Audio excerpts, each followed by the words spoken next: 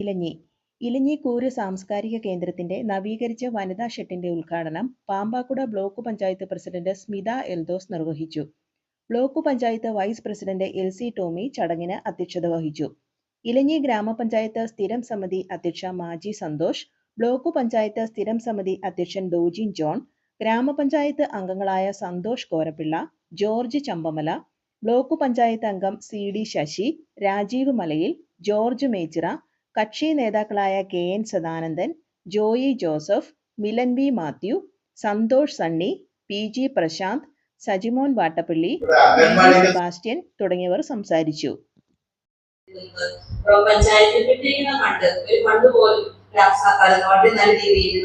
ചെയ്യാനായിട്ട് ശ്രമിച്ചിട്ടുണ്ട്. ഓരോ പദ്ധതിയും എടുക്കുമ്പോഴും അത് മുടക്കം കൂടാതെ ഓരോ പദ്ധതിയുടെ പുറകിൽ നടന്നുകൊണ്ട് ഡൽഹി ഗ്രാമപഞ്ചായത്തിൽ ഏറ്റവും കൂടുതൽ കുടിവെള്ള പദ്ധതിയാണല്ലോ എടുത്തത്. അത് ഇപ്പോഴും നടന്നുകൊണ്ടിരിക്കുന്നു. നമ്മൾ തുടക്കം മുതലേ ഓരോ കാര്യങ്ങളും തന്നെ വണ്ടിയിൽ തന്നെ പോയി ആ കാര്യങ്ങൾ നടത്തിയെടുക്കുന്ന മെമ്പറാണ് നമ്മുടെ ഡോസ് മെമ്പർ.